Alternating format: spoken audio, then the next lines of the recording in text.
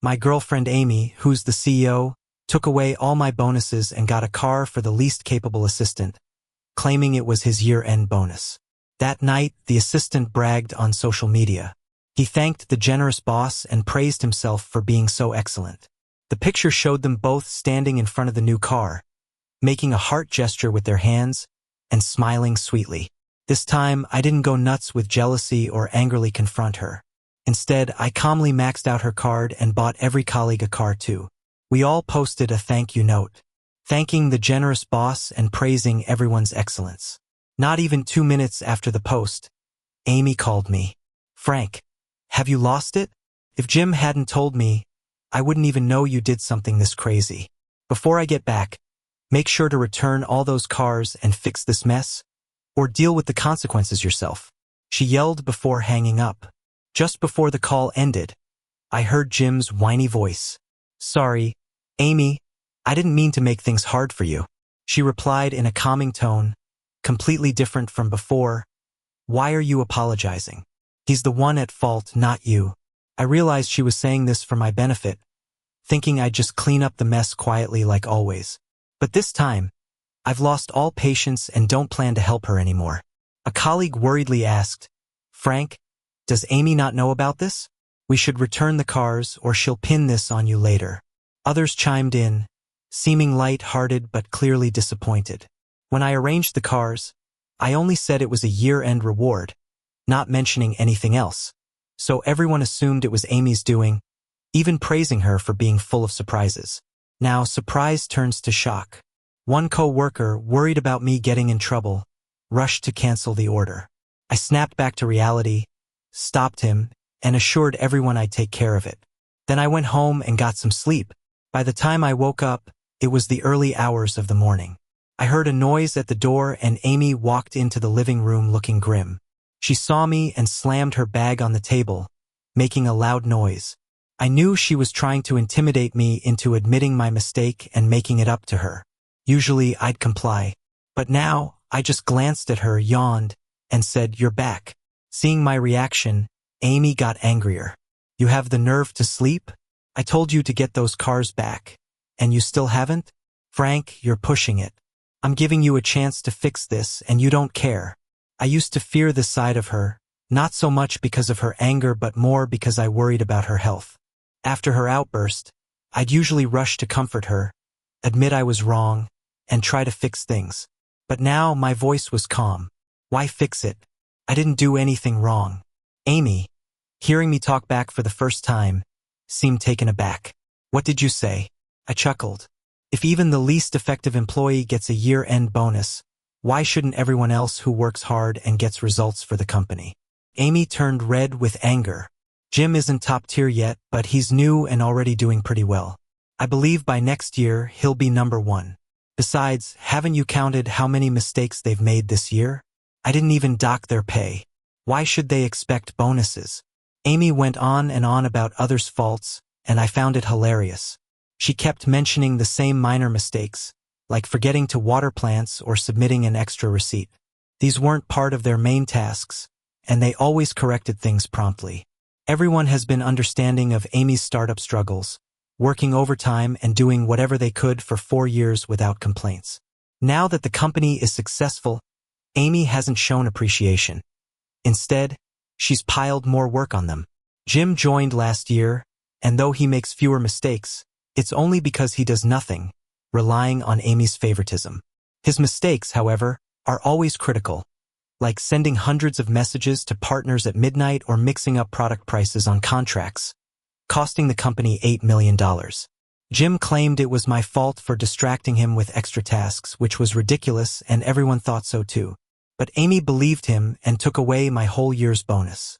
She thought I was self-reflecting when I didn't speak. Her tone softened. After that call, Jim wanted to return the car, saying it's tough for me with the startup. Can't you learn from him? Despite being a regular employee who just joined last year, he's considerate. But you? I cut her off. Sure, let him return it and I'll ask everyone else to return theirs too. Amy was speechless. I knew she wouldn't ask Jim to do that. This isn't the first time something like this has happened. Amy, who's otherwise thrifty, always fought for Jim's needs regardless of pressure. Besides, Jim's offer was probably only lip service. She might know this deep down but will always protect him unconditionally. I guess Amy didn't expect me to push back this hard. Annoyed, she tapped my forehead and snapped, "Why are you being so childish? Frank, this is my last warning. Get everything you sent out back by tomorrow or don't bother continuing at this company. Just resign yourself. Even if you're my boyfriend, I can't have someone who doesn't follow my orders around here." She looked at me with this smug expression, confident I'd never leave the company. But this time I didn't compromise. I didn't go against my conscience to appease her. Instead, I handed her the document I'd already prepared. I was thinking the same thing. Here's my resignation letter. Just sign it. Amy was taken aback, not expecting I would actually resign. I had turned down a high-paying job to start this company with her, even investing half my savings without asking for any shares. To get us projects, I drank with clients till the crack of dawn, being treated like a clown. To perfect our projects, I survived on 3 or 4 hours of sleep a night, pushing myself to the point of almost passing out a few times. Now the company's grown and no one would leave in their right mind. Amy finally caught up, giving a bitter laugh. Think this through. You're leaving without any compensation. Even as my boyfriend, you're no exception. I know, I said, but I'm taking them with me. I handed her a stack of resignation letters from my colleagues. These were the folks who had their year-end bonuses docked. They'd been fed up for a while, tired of Amy's exploitation and Jim being favored. They had been discreetly submitting their resignations to me, which I kept on hold. I tried every way to reason with them not to overthink. Amy wasn't always like this. Maybe she's just giving Jim some time to adjust, I told them. They didn't quite buy it but stayed out of respect for me. But this last incident, it broke us. Amy's face darkened. A bunch of ungrateful backstabbers. I took care of them for 4 years, and they're not the least bit thankful. Fine, I can't be bothered with you all. Ruthlessly, she tore up the resignation letters and tossed them in the trash. Let's forget about this whole thing. I'm letting it go, all right? She acted all magnanimous, but I knew. It wasn't that she didn't want to make it a big deal, she couldn't. Despite her disdain and bias toward Jim, she was well aware that the majority of the company's business rested in our hands. If I left with them, the company would fall apart. Probably fearing I'd press further, Amy eased up. Fine, this ends here. Had I known you were this stubborn, I wouldn't have put in place a year-end bonus. These cars add up to over 5 million. Remember that. It's your money too. Another setback on our path to getting married. Pains me. Amy sighed, but all I could do was chuckle. She often joked about that. She had set up an account and was putting money in it each month, telling me once it reached 1 million we'd get married. Trusting her, I also began sneaking funds into the account. Until last month, I stumbled upon the truth. The account, which should have had 900,000, was down to 500,000. Reviewing the statements, I discovered she'd spent the money on dates with Jim, buying gifts. Sneakers worth a couple thousand, gifted over 20 times in a few months. Underwear priced at 2,000, sent 18 at once. Lavish seafood dinners going for 8,000 a pop for a table. A level of extravagance I couldn't begin to fathom. Yet when I wanted a new shirt costing $100, she'd scold me for overspending, questioning if I was serious about marriage. It's laughable. I'd always end up feeling guilty, reflecting on myself, not realizing the one who wasn't considering marriage was her all along. Just when I was about to say something, her phone rang. Amy ignored me, heading to the balcony to take the call. When she returned, she was humming, looking in high spirits. When she saw me, it was like she remembered herself. The smile dropped, and she said awkwardly, "A partner wants to meet. I have to go. Take some time to think at home."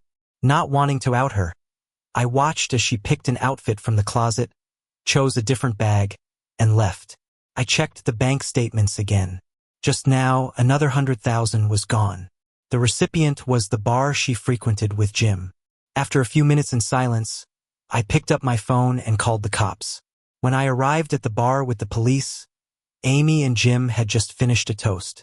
In the midst of the deafening music and chatter, they were clearly enjoying themselves.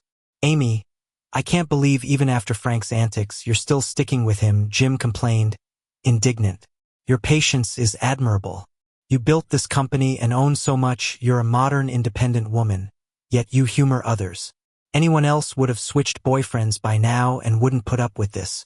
Amy sighed and shrugged. I can't help it. He had a hand in starting the company back then. Breaking up now, everyone would think I'm ungrateful. I guess it's my bad judgment of character. Who knew he'd turn out this way? When the time's right, I'll deal with him. Hearing her words, I couldn't help but find the situation a little funny. When we first started, I asked Amy why she chose this route. I was working at a multinational firm as a supervisor with a solid salary, enough to support us. Entrepreneurship, on the other hand, came with uncertainties and could be tough. Back then, looking me straight in the eye, Amy earnestly said she didn't want me facing hardships on my own. She wanted to stand by my side, taking the journey together. I'd stepped out of my comfort zone to help her reach where she was now. She finally left, but not just leaving. She didn't want to walk alongside me, and she figured she could just kick me to the curb without a second thought. But you know what? I didn't feel sad. Her words just proved what I'd suspected for a while. The cop gave me a sympathetic glance. To avoid any chaos, I got the boss to help bring them out. After explaining things to Amy, she looked at me, her face full of disbelief. Frank, what are you doing now? Reporting to the police over a little money. Is it worth it? Jim clutched his chest, coughing hard. Amy rushed to help him catch his breath, her eyes full of worry and concern. Then she glared at me. Don't you know Jim isn't well and can't handle stress? If something happens to him, how will you take responsibility? I recalled how, back in the coldest part of winter when we were struggling, I had a fever of 104 degrees, and she didn't seem this concerned. Instead, she told me to tough it out to build resistance. That episode left me with some health issues, struggling with breathing every winter, but she never seemed to care. Couldn't help but scoff. You're laughing? Frank, you're just heartless. Amy shot me a cold look. If you're making a big deal out of a little money, then maybe you're not fit to be my boyfriend. Let's break up. Fine, let's break up. I nodded. Amy looked at me, eyes wide in disbelief. She hadn't expected I'd agree. Usually, whenever she mentioned breaking up, it was just a tactic to get what she wanted, a way to threaten me. We both knew it, and I'd always find a way to appease her, even apologizing when I wasn't in the wrong. This was the first time I actually agreed to break up. Amy's lips moved like she wanted to say something. Jim quickly chimed in. Frank, I know you're jealous, but Amy just said that because she's mad. She didn't really mean it, so don't take it seriously. He seemed to be defending me, but I could see the hint of satisfaction in his eyes. Sure enough, Amy snorted, Jim, don't bother explaining for him. If it's over, it's over. I just hope he doesn't regret it later. With that, she grabbed Jim's hand and started to leave. I raised a hand to stop them. Since we're breaking up, shouldn't you pay back the money too? I nodded toward the police officer. When I called the cops, I provided all the evidence showing how Amy used my money without permission. The cop nodded and advised Amy to pay back the money if my claims were true, warning her against letting it escalate to a court case. Amy hadn't responded yet, but Jim quickly spoke up. Frank used Amy's card to buy over a dozen cars, and she didn't call the cops on him. Go ahead and press charges if you want to, I said. We've broken up. If you want to sort things, we can tally up everything between us. I met Amy's eyes, confident that she didn't dare press charges because the financial exchanges between us over the years favored me more than just the $400,000. Jim wanted to say more but stayed silent when he saw Amy's pale face. Amy bit her lip, glaring at me, then tapped away on her phone. It's transferred. Happy now? She snapped, casting me a look of disdain, before snatching Jim's hand and storming off. I thanked the officer and went back to fill out the paperwork before heading home. As I walked through the door, I got a call from someone in the finance department. Frank, Amy just withdrew another $400,000 from company funds. We're coming up on the reconciliation period. Are you covering it again this quarter? Amy often dipped into company funds. At first, she'd pay it back. Then she forgot and made finance wait. By the time financial reconciliations came around, she'd stall to the point where finance would come to me worried. I'd always cover the shortfall with my own savings. I'd brought it up with her, and she said it was because she trusted me. But just last month, I discovered that a huge chunk of her expenses went toward Jim. She didn't trust me. She thought I was a sucker. No more covering for her. File the report as it is, I said calmly. And in the future, don't bring such matters to me. We've broken up. Hearing this, the finance guy actually seemed relieved. You finally saw it. I was planning to talk to you next time. Every time you filled in the gap, it took a quarter of the company's income. In truth, the company feels more yours than hers. You've always managed things well, even sorting out her tax evasions. Without you, she wouldn't have made it this far. I hung up and sat there for a moment, thinking. I used to believe in this idea of one flesh with Amy, always assuming we'd get married eventually, thinking that her problems were mine to solve. Funny now, looking back, how silly I'd been. Even outsiders could see all I gave, but Amy just saw me as someone to get rid of. I realized she wouldn't let this go easily. And sure enough, in the days following, Amy and Jim got bolder. They weren't hiding anymore and held hands openly, intertwined fingers and all. Amy used to find excuses, but now blatantly passed off my projects as Jim's achievements. One day, right as I walked into the office, Jim shoved a mop into my hand. Sorry, Frank. Amy said the company's tight on funds after paying year-end bonuses, so there's no budget for cleaners. She thought management should set an example. Plus, Frank, you've done this before, right? So you're up first. He grinned at me, his eyes taunting. I knew he was doing it on purpose. This had happened before. Jim messed up a contract, and when I called him out, Amy made me clean toilets for a week, citing my unstable emotions. You've gone too far. A colleague finally spoke up for me. Well, then why don't you clean in Frank's place? Jim sneered, throwing a sideways glance at them. What are you sweeping for? He grabbed the mop and threw it right back in his face. Frank, I really don't get why we're still here working. So many companies have tried to poach us, and we stayed loyal to this company, to her. And look what we get for it. She's clearly pushing us out. Hearing this, the other colleagues also joined in to agree. But soon, Amy walked in with a scowl on her face. Jim, seeing her, was like a drowning man spotting a lifeboat. He quickly exaggerated everything that just happened. So you all want to leave? Then get out. Amy scoffed. One colleague couldn't help but stand up for me, and Amy shot back without hesitation. You were all bought by Frank. Speaking up for him. The colleague was left speechless. I found it amusing too. In the days that followed, whenever anyone tried to defend me, she'd use that bribery excuse to shut them up. Given that, there was no point in staying any longer. I packed up my stuff to leave. Seeing this, my colleagues started packing up too.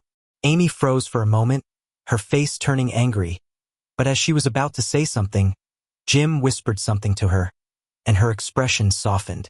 Whoever wants to leave, go ahead. I won't stop you.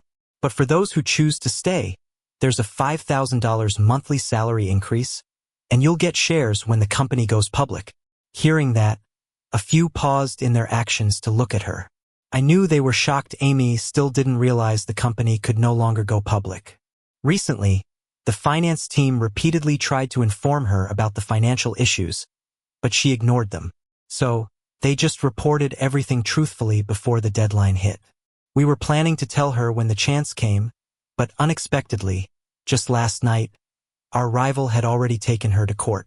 Amy clearly hadn't realized this, thinking everyone wanted to stay, and she couldn't help but feel a little smug. I'm satisfied with your decision, Amy continued. Tonight, the investors are coming to check things out. As long as everyone performs well, I assure you, you won't be disappointed. This year's bonus is a car. If you do well, next year's is a house. Then she glanced at me smugly, walked over, and whispered, See, Frank, even if you help them get a car, it doesn't matter. They only care about their interests. As long as I offer enough, they'll stay right here. I opened my mouth, ready to say something, but at that moment, the receptionist came rushing in, saying, Amy, someone's here. Before she could finish, Jim chimed in loudly on purpose. Is it our potential partner? Didn't they say evening? They're here early because they see great potential in us. Amy snapped to attention, giving me a mocking smile. Just you wait. You'll regret this soon enough. Right as those words left her mouth, there was a commotion at the door. Amy quickly strode over, but after only a couple of steps, she stopped dead in her tracks when she saw who entered. 2 police officers walked in. After showing their badges, one spoke sternly. Amy, you've been reported for embezzlement, and the company has major tax issues. Please come with us for investigation. Everyone's attention fixed on Amy, and hardly anyone noticed Jim's eyes flash briefly with panic. Though he quickly looked normal again, I caught it clearly. Amy hadn't focused on him, so she didn't notice, and upon hearing the officer, she frowned, naturally looking at me. Frank, you didn't handle the taxes and company funds? Her first reaction of scolding me made me chuckle.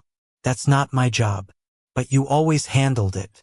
Either do it well or don't do it at all, she retorted arrogantly, which I found amusing. She often said things like that in the past. I didn't want her to be too stressed, so I took on everything seriously, even though I knew she couldn't meet her own expectations. Seeing I didn't explain as before, her frown deepened. After a moment, she lowered her voice. Besides, you're my boyfriend. Even if we're arguing, you can't just ignore such big company issues out of spite. I never wanted to truly break up or fire you. Can you stop being mad? She spoke earnestly, but I knew her sincerity didn't run deep. Breaking up and firing me were genuinely her ideas. She just needed my help with handling the current mess quickly. Like before, she might treat me nicely for a few days and then favor Jim again as usual. Trusting her would only make me look foolish. Seeing me silent, Amy angrily glanced at me and looked at the others, finally fixing on the finance person. You handle this. It is your job.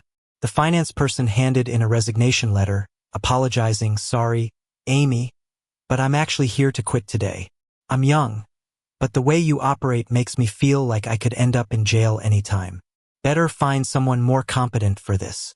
With those words, the others quickly followed suit, handing in their resignations. Amy's face turned a dark shade of green. You ungrateful bunch. I've provided for you for years, yet not a drop of gratitude. Can't even rely on you at critical times. Jim moved closer, comforting her by holding her. Amy, don't worry. Even if they all leave, I'll stay by your side. Colleagues exchanged looks, feeling speechless. Yet his words truly eased Amy's expression. She let out a cold laugh, looking at us with disdain. Ungrateful lot, worse than a newbie. Nobody spoke, knowing it was pointless. In time, she'd see Jim's true colors. Seeing everyone still packing up, Amy snatched a laptop, saying it's just a simple task, then logged in to fix the previously withdrawn company funds. But when she clicked in, seeing the amount, her eyes widened in shock. 1 million in debt? How could it be that much? She screamed, angrily demanding, Finance? Get over here and explain this. The finance guy was caught off guard, but then he chuckled, staying calm. It's all in the spending report. You can check it yourself. I couldn't have borrowed that much money. Did you misuse your position and embezzle or something? Amy didn't even let her explain, angrily turning to the cop nearby, saying, I want to press charges. There's definitely been embezzlement. The cops exchanged a look and quickly stepped in to help Amy investigate. Meanwhile, Jim tried to calm her down, saying, just let it go, Amy. The company can earn that money back soon. Surprisingly, Amy didn't listen to him for once. She retorted at him, if it's that easy to earn back, then consider this debt yours. Would you agree to that? Jim stiffened up, at a loss for words. From Jim's reaction and his panicked expression earlier, I could already tell how this extra debt came about. Most likely, like before, he took it in Amy's name. Finance had mentioned it before, but Amy was always too impatient. He gets my approval for the expenses. Just transfer the money directly. Don't bother me every time. Over time, when Jim made withdrawals, the finance team didn't dare say much. Now Jim got greedier, and with me not covering for him anymore, Everything he did was out in the open. The police soon found out that over $5 million of that debt was linked to Jim. Amy was in disbelief when she heard. Jim dropped to his knees and pleaded, "It's not true, Amy. They're framing me. I couldn't possibly do that. If you don't believe me, check my bank account. I still owe 10 grand. I'm wearing clothes I've had for years, and I haven't gone through with surgery yet because it's too expensive. If I really took the money, would I let myself get into this mess? Even if I'm greedy, I wouldn't risk my life, would I?" Jim frantically explained. But I noticed his wandering eyes, clearly trying to trick Amy. Yet Amy believed him, and her furious gaze softened, looking at Jim with sympathy. I knew she was wavering. This always happened. Jim played the victim, and Amy, even if she doubted him, chose to believe. The police told Amy they could investigate the matter. Amy was silent for a couple of seconds, then said to the still kneeling Jim, "Forget it. It's just $1 million. Once tonight's deal is signed, the profits will easily surpass that." She gave us a smug look. She informed the police she would transfer funds to fill the gap and pay taxes properly. But I knew she didn't have much savings over the years, and her cash flow couldn't cover it. Sure enough, Amy had to sell 2 of her properties that night to barely make up the amount. The deal still went on as planned. I saw a photo Amy posted online, a selfie with a woman wearing thick-rimmed glasses, both smiling brightly. Caption: "Looking forward to the future we create together." Oddly, the woman looked familiar, but I couldn't place her. But the whole deal left me with an odd feeling. I didn't think much of it. Me and a few colleagues started a new company with our savings, and thanks to our teamwork over the years, it quickly took off. I had so much on my plate, I hardly thought of her. But Amy did secretly try to poach some colleagues, offering tempting deals. They all turned her down flat and told us. We just laughed it off. Yet, something felt off to me. Amy's moves didn't fit her usual character. She's been bragging non-stop about new projects on social media, claiming Jim brought in a professional team. With all that, she should be drowning in work, too busy to poach people. But soon I found out why. We got a new project, but something wasn't right from the start. The requirements were strict and precise, yet the bid was ridiculously low. I contacted them, and after a couple of evasive answers, they admitted someone else handed them the project to pass on to us. Connecting the dots from before, I showed a photo of Amy and Jim to the contact person, and he nodded immediately. It was them. They promised me 10 grand if the job got done. It all seemed absurd, and I ignored it. That night, Amy barged into my office. "Frank, you probably know about the project already. Name your price. Think of me as your client." She just sat right across from me, her expression lazy. "I'm doing this because I feel bad for you, my ex, so I'm handing you this project." I didn't hesitate to call her out. This project was meant for the team I'm leading, right? Amy turned pale for a moment. Only recently did I recall overhearing that lady with glasses insisting on having our team for a project back when I happened to be outside Amy's office. Later, curiosity got the better of me, and I asked Amy about it. She was impatient, saying I was too full of myself, insisting no project depended solely on us.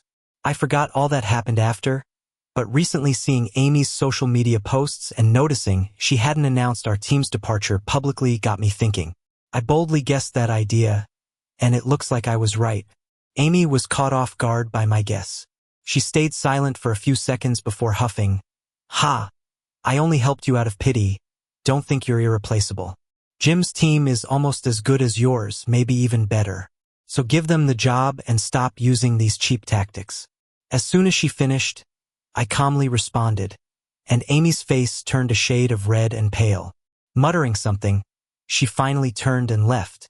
I knew she wouldn't give up so easily, and sure enough, she tried to secretly approach others with even better offers. I almost wanted to accept, but everyone knew her ways and knew those promises would mean nothing once the project was done. So everyone declined her offer outright. Amy, worried about being exposed and unable to find anyone else in the industry, had no choice but to hand it to Jim's team. She might not see the quality difference, but anyone with experience could see it plainly. Amy and her project were bound for trouble. I didn't expect her to mess up rather spectacularly. While we were celebrating a collaboration, someone exclaimed that Amy's company had been taken to court. We quickly checked the news. After Amy submitted the project, Jim and his team slogged on for a month. The client wasn't pleased. They asked to meet the team behind the work, but Amy stalled. When it was clear they were losing patience, she admitted Jim's team completed it. She tried every excuse and emotional plea, but the client, a woman in black-rimmed glasses, was unmoved and had her legal team sue Amy for fraud. When I heard about this, I thought it was maybe serious, but after seeing the project's result, I realized the client was being gracious. It seemed like Amy hadn't hired a skilled team at all. Avoiding anything decent in the work was quite a feat. We just took it as a joke and moved on to planning our next steps. Even though we had stable clients, we lacked exposure, making further growth challenging. Thankfully, from a previous startup experience, we knew not to rush things. After some casual discussion, we wrapped up the meeting.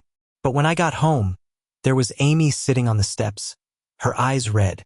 When she saw me, she rushed over, but I dodged, leaving her confused. "What's up?" I asked calmly. Amy took a moment to regain her composure, sniffling.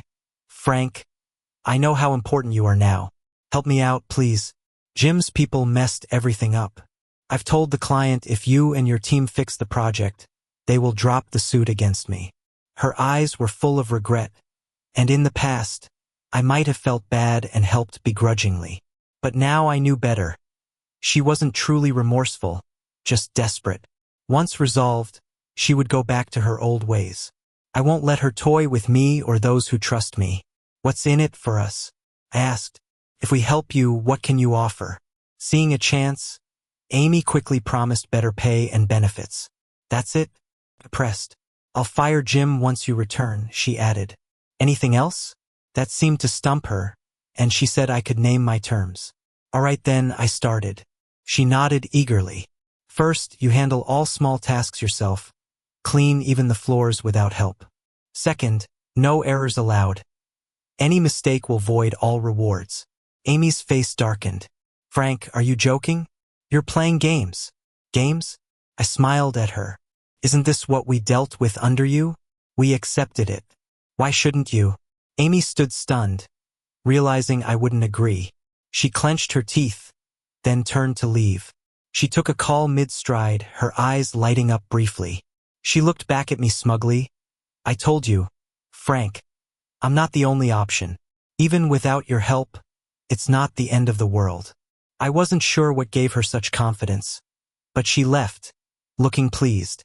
At work the next day, a colleague said a foreign company was seeking a long-term partner in the country. Our local reputation wasn't great, but starting abroad was an option. We quickly made a plan. The foreign rep had a tight schedule and would only be around for a day. Upon checking, we found his itinerary included an evening event. I bought 2 tickets to the event and brought our project and team there. To my surprise, I ran into Amy and Jim at the entrance. "What are you doing here?" When Amy saw me, she froze for a second. I didn't expect to see them here either, so I was a bit surprised. I heard these tickets were really hard to get when I was pulling some strings to buy them. We only got these 2 because a couple who were supposed to attend got sick and had to give up their tickets. I know all of Amy's connections.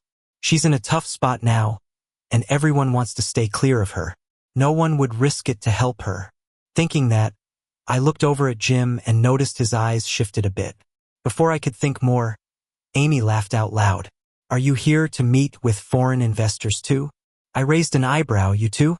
Amy didn't answer, but her laughter grew even more. "Frank, you must be dreaming. You think landing a couple of projects means you can handle foreign collaborations? Your company hasn't been around long, yet you already have such big ambitions. Be careful you don't bite off more than you can chew." Something felt off seeing her smug look. But I didn't interrupt. I let her keep talking. "Let me tell you the truth, the foreign investors are here for us. Jim met with them yesterday, and we already have the contract." As she spoke, Amy waved the document she was holding. "Don't embarrass yourself anymore. You should start planning your next steps." Then it hit me, the call Amy took last night was probably about this. The more I thought about it, the weirder it seemed. I couldn't help but glance at Jim again. Our eyes met briefly before he quickly looked away, clearly uncomfortable. Still, I kindly advised Amy, "You better check that contract carefully." I don't think Jim could secure the deal with just a few empty words. Amy sneered, sizing me up. "I know what you think. You think Jim's not as good as you. But I told you he's talented. Give him the space and he can surpass everyone." Jim lowered his head. "Amy, stop talking to him. Let's go inside. The investors are waiting for you." "You're right," Amy grinned. "Stay here and wait for my good news." I followed Amy inside but turned to look at Jim again. I only saw his back disappearing quickly into the crowd. I wanted to tell Amy, but before I could get close, she pulled away. "Don't think getting close will make me help you. You forget how you treated me yesterday? It's too late for regrets now." With a cold laugh, she shook me off like I was something filthy, took out her phone to make a call, and walked straight into the banquet hall. Watching her back, something didn't seem right. Just as I was about to go in after her, a business associate pulled me aside. "Frank, isn't that the person we're looking for?" I followed where he was pointing and saw a bearded foreign guy happily clinking glasses with others. I recognized him from the photo I'd seen before arriving. He was who we were looking for. I stopped paying attention to Amy and quickly approached the man with my associate. I thought convincing him would be tough, but surprisingly, he seemed pleased with our project.